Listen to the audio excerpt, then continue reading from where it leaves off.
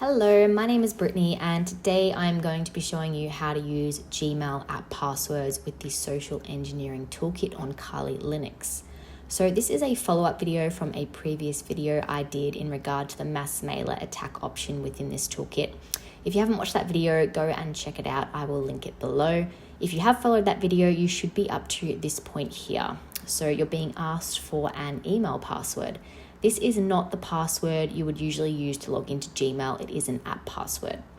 So what we're going to do is go to the Google homepage. We are then going to click on our little initial in the top right hand corner of the page, and we are going to click on Manage Your Google Account, and then we will navigate to the security page. From here you can see that we have a two-step verification turned off. We need to have it activated to use app passwords. So we'll click on two-step verification and then we'll click on Get Started.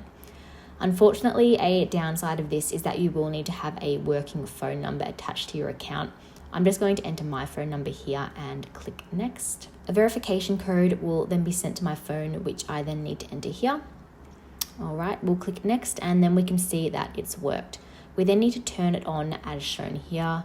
Now we're going to re-enter the two-step verification page by clicking here, and then we are going to scroll right down to the bottom of the page to app passwords. So we're going to click on app passwords and then we will be asked to give our app password a name. So I'm just going to call it Kali set MM, click create, and now this here is your app password. So you can either copy it down and keep it somewhere safe, or you can just delete it and create a new one each time you want to use it. I usually just delete these passwords as soon as I'm done with them. They don't take long to generate. So I'm just going to copy this password here and head back over to my terminal on the Kali machine. I'm just going to paste the password into the field here. If you're using VirtualBox and you can't copy paste between your host and your virtual machine, I also have a video on how to fix that and I will link it down below. Anyway, I've pasted my app password here and pressed enter. I'm going to speed through the next few bits as they aren't really relevant to the app passwords, but as you can see, my emails are now being sent.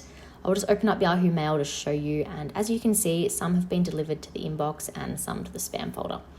I hope you found this video helpful. Please subscribe to my channel if you'd like to see more videos like this, and I will see you next time. Bye.